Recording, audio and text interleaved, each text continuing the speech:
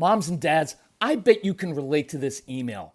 Kirk, my son is just like the kids you described in your podcast. He comes home feeling defeated after school, feeling like he isn't smart.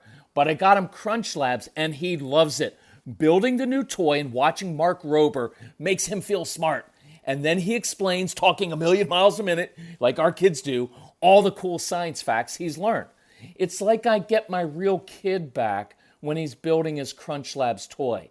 And that is exactly why I was so psyched when my niece first told me how her son loves Crunch Lab.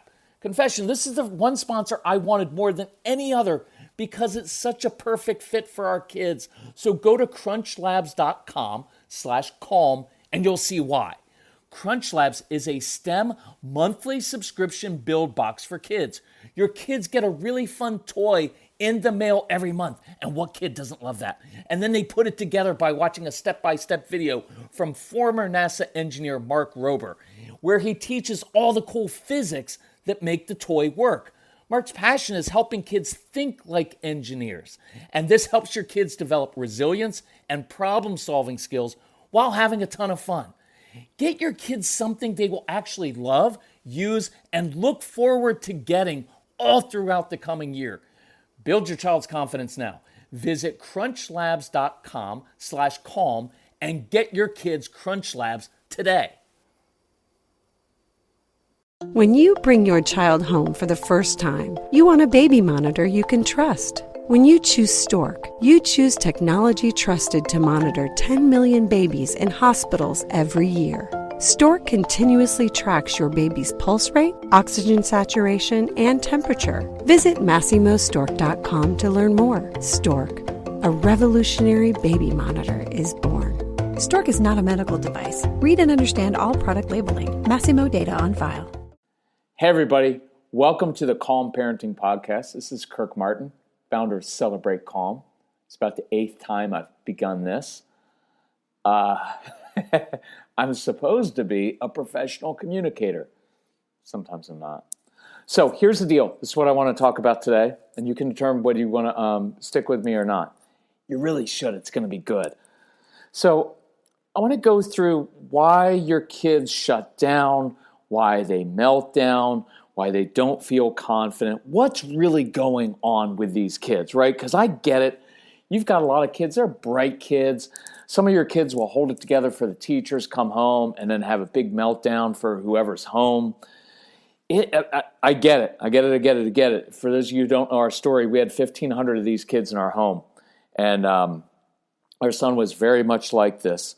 So that's what I want to go through. Couple quick things. Catch us live. We're all across the country, New Jersey, Long Island, all throughout D.C., Virginia, Northern Virginia, South Carolina, Atlanta, Texas, Ohio, Indianapolis, and then we're going to be in Florida too. So look it up, celebratecalm.com, live events. Come out. Almost every single event we do is free. No need to register. And you get to hear this live, and we get to interact with you, and you get to meet us and ask us questions. And hopefully I won't offend you too much, but I'll help you because that's what my goal is. You can meet Casey, which is really, really cool. While you're at the website looking that up, look up the birthday sale. We decided to expand it. You know why? Because we keep getting really good testimonials. That's what I live for. Not because I need your affirmation, although that's nice. What I want is for you to be changed. So just real quickly, here's a really cool email from a mom. FYI, she's setting up a workshop, which is cool because here's the cool thing. She contacts Casey, Casey, C-A-S-E-Y at celebratecalm.com. The whole reason we do this, he's our strong-willed son. She contacts him to set up a live workshop. So we're actually coming to her child's school.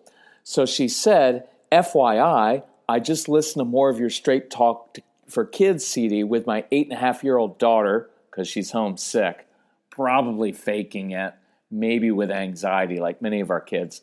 And I love that. And it's so great to see her relate to so much of what you talk about, knowing she's not alone in her struggles. She really enjoys them and said, quote, I'm exactly like him. Just wanted to say thanks for making the CDs for the kids. Awesome idea and so helpful. Really important for your kids to feel understood, like they're not alone. And that's what this podcast is going to be about. So go to the website, do the birthday sale. It's our way of kind of giving to you, even though, you're going to pay for it. It's not like free. Because I want you to invest in it and say, this is important. I get to change my family tree. I get to understand my child like I've never understood him or her before. I get to finally change things and stop the power struggles because I understand this child. If you need help financially or in any other way or want to set up a workshop, contact Casey. He's your man. He'll help you out. And he understands because he was as difficult or more difficult than your own kids. So picture this day in the life of your strong-willed child. Some of this will apply, some won't, but I bet a lot of it does. And we know this because Casey was like that. We opened up our home and had 1,500 of these kids in our home. So, child wakes up. Guess what? Your child's probably tired. Many of your kids don't sleep that well. Part of it is they have very busy brains that run all the time. And you're going to see 3 things in your kids. And I'll eventually maybe do a podcast on this because we go through in the ADHD University program, we go through what's happening in a child's brain. And so you have kids who have very busy brains. So it feels like life is out of control for them. And that's why you see they're disorganized and forgetful. Executive function is inhibited. Following through directions is hard. Poor planning and short-term memory. Often slow processors of information. Controlling others and bossy. Oftentimes kind of a little bit OCD, need to plan. They need to control things. That's why they eat the same food, wear the same clothes a lot. They really need justice and fairness. They need things, right? They're like little cops, judges, and attorneys all wrapped into one. Often have difficulty organizing thoughts and writing. Anxiety comes from here. Defiance often comes from there. They're easily overwhelmed. Difficulty with transitions, and often have meltdowns over little things going wrong. It messes them up. Next column in this chart that we'll show you is, when you get the program, is oftentimes they have reduced blood flow to the brain. Brain is physiologically understimulated, so their brain is understimulated. It's looking for stimulation. That's why they fidget, doodle, bounce legs, tap their pencils, all that stuff in class. We can show you how to use that fidgeting in a very positive way to actually help them focus better. But oftentimes your kids will chew on things, on their sleeves. Someone will chew on their shirts. So you have this nasty ring of saliva when they come home from school. Or they'll chew on their hoodie sweatshirt tassels. They hum, sing, they talk loudly, even though as they're complaining about other people being loud, right? Difficulty with focus, even though they can hyper-focus, which is an advantage for them in life, but they zone out easily, they're impulsive, they procrastinate. Why do you procrastinate? Because if I wait till the last minute, there's pressure, and all of a sudden I get blood flow to the brain because I get an adrenaline rush that helps me focus. Procrastination is nothing more than a negative tool we use to help focus the brain. They tend to work in spurts, right? They argue like attorneys. Why? Because they get the reaction from you. That's why they do it, because it stimulates their brain. It's why they will almost poke their sibling or look at their sibling and push their sibling's buttons so that they get a reaction from them. It's all designed to stimulate the brain, right? That's why they're oppositional, they're bored easily, and they do things the hard way. So they stimulate their brains, and you want to use that to your advantage so you can get their chores and homework done, but you have to understand the way the brain's made. And in the final column we usually go through is sensory issues. They're either hyposensitive, which means they need physical pressure. That's why they're always touching other people or seeking pressure, like to be in confined places sometimes. It will manifest as aggression. It's really just a sensory need. Or they're hypersensitive, sensitive to touch, to sound. Light is too bright, right?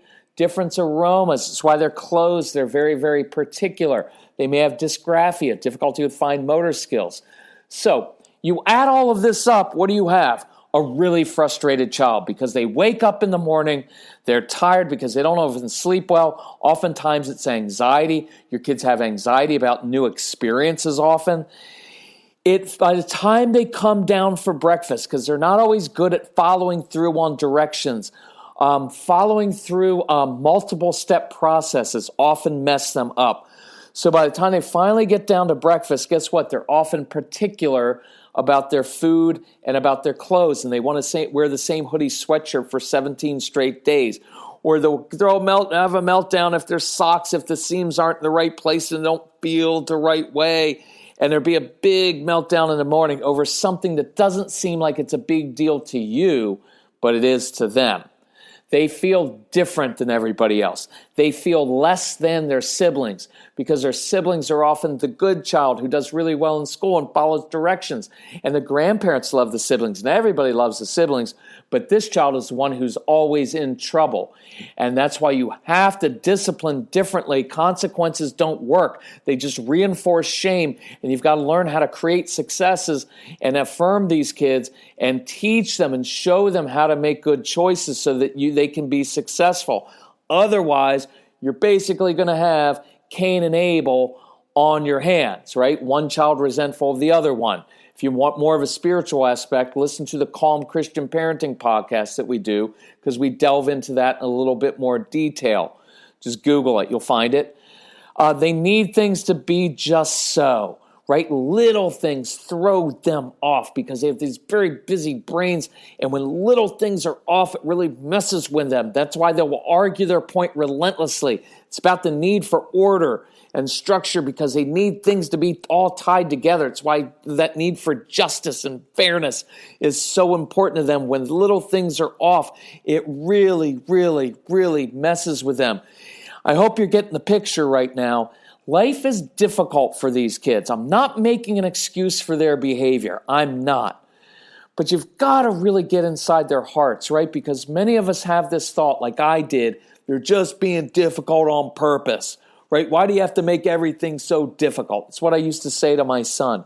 And that will destroy your child. It'll destroy your relationship, and they'll shut down and eventually say, go yourself, because you just don't get it. But life can be really difficult for these kids, right? It's just they need things to be just so. So, morning routine, not always that awesome, right? And they're usually, some of them are dawdlers, or they'll wait till the last minute because they procrastinate, and you're going to end up yelling at them in the morning. By the time you hand them off at school or send them to the bus, many of these kids have been yelled at already. I get it. Used to do it myself. They get to school. What's hard about school? Anxiety. Walking into a school, some of your kids get overwhelmed because all of the kids and all of the chaos in the room, some of your kids are introverts or they just struggle. Look, they struggle to connect with kids their own age. They have something called asynchronous development, which means they're out of sync. Intellectually, up here, above average. Get along better with older kids or adults. That's why they often like getting sent to the principal's office, because they have a really awesome talk about geopolitical concerns, black holes, and really intellectual stuff. But emotionally and socially, they're usually a year or two behind. So even in class, they'll often act silly or dumb or do stupid things. Why? Because they want the other kids to think that they're funny, because they naturally have a hard time connecting with kids their own age. And here's what we tell them for 12 straight years in school. Hey, go to school, make some friends, have a good time at recess, have a good time with your friends. Not realizing it's really difficult for them to connect with kids their own age. And yet for 12 years they have to do that. And that's the only time in life you have to do that. At your company, wherever you work now, it's not made up of only men or women aged 42 or whatever you are, or age you are. Younger people, older things. It's an artificial, arbitrary standard. And guess what they feel like? Losers. Because some of these kids don't have a lot of friends. Some of them do. Some of your kids are super social, but many of them aren't. Guess what they end up doing? Sitting alone at lunch. They sit in the cafeteria by themselves. You know what that feels like? You feel like a freaking loser, right? And this whole day, you haven't even gotten through the day yet. You're midway through the day, and some of your kids, the only time they get to talk is at lunchtime, but they talk too loudly and they don't follow directions. So if they're not sitting alone by themselves, they're probably getting in trouble with whoever works in the cafeteria. Well, they've already been in trouble half the day anyway. So guess what they start to, they're already on red now because we use those stupid behavior charts with the red, yellow, and green. You want to cause anxiety or cause a child to feel bad about himself and finally just give up and say, guess what? Screw it and screw everybody else because I'm never getting to green. Nobody ever thinks I'm good at anything, and they eventually shut down. And we're only at lunch right now. I used to go in. There's this really cool kid. His name's Zach. It's shout out to my friend Zach, who's in college now. But he used to sit in his class where we used to live in Northern Virginia. He used to sit at lunch, and he'd sit and read by himself. Why? Because he was overwhelmed, because he needed some time away from everybody else, because school's loud. Changing classes is hard. It's overwhelming. So he'd go and read a book. Well, you know what that makes you? Makes you kind of a dork sometimes, right? How would you like to go through every day feeling like the loser? I'm not as good as my siblings. I don't have all these friends. All the other kids are talking to each other, and I'm here. So I used to go in with my friend Zach, and I'd sit there at lunchtime with him, and I'd read a book with him. Why? Because I didn't want him to be alone. It's brutal what some of your kids go through. Again, not an excuse, but you've got to understand it. Otherwise, you'll misjudge their motives and you'll just react all the time, and they'll eventually give up and just shut down and not have any confidence. And this is not a fun way to go through your childhood. So Zach and I would sit and read the book. We didn't even talk a lot. We talk a little bit, but not a lot. Why? Because I wanted him to know there's another person on the freaking planet that's just like him who gets overwhelmed with all this noise, all these kids. You ever been in a cafeteria? Some of them are brutally loud. And I want him to know you're going to be fine one day. You're going to be successful. There's nothing wrong with you. Be yourself and read your book because it makes you curious and interesting. So just watch this with our kids. Guess what? Your kids, we should be good at recess, right? Like, let's give them a break. Let's let them run around outside. But they struggle at recess. They don't always get along with kids their own age. Playing games with other kids is tough. Why? That's why you don't play board games with your kids, because they have these very busy brains. It feels like everything's out of control. So what happens? If they lose at a game, that makes them a loser. So it makes them not a lot of fun because they change the rules of the game, they cheat, or they quit. Well, guess what? That doesn't make you really popular with your classmates. So we've got a solution for that, right? With teachers, and we go through that in our program of like teachers giving kids specific jobs, feeling helpful at recess and at lunchtime so that they have a focus for their brains, and we create a success so that we can actually build their confidence, and we actually pair them up with another kid doing something that they're good at doing, and it builds confidence, and they can build one friendship with another kid in class who shares a common passion. But you've got to learn how to do that stuff, please, so these kids don't shut down, so they don't turn to alcohol and drugs when they're teenagers, right? This is hard stuff. So we're not even all the way through the school day, but what else is hard for your kids? Focusing on things you're not interested in is really tough. And there's nothing wrong with your child. That's the way the human brain is made to work. You're not supposed to focus on things you're not really interested in. None of you don't really apply for jobs that you're not good at. True? You don't read books on the weekend or in the evening about subjects you're not interested in, right? If you're not interested in Russian literature, you're not reading Dostoevsky and Tolstoy. You're reading about stuff you're interested in because that's the way the brain's supposed to work.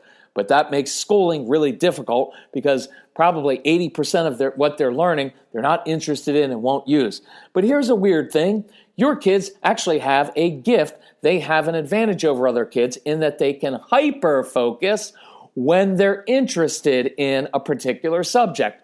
You've seen that. When your kids are interested in Legos or a video game or a particular topic or subject, they will research it for hours. They will remember every single detail of that. When they're interested, they're just not usually interested in anything that's happening at school. So you've got to figure out how do we take that area that they're interested in and somehow work on that so that it transitions into caring about their schoolwork. And we can show you how to do that, but just know that it's going to be tough. Sitting still all day, for some of your kids, really tough. Why? It's against human nature. people are made to move. And some of your kids, if I see them with a bouncing leg, they've got a lot of energy. So you've got to learn how to give them opportunities to move in class in an appropriate way within the teacher's boundaries.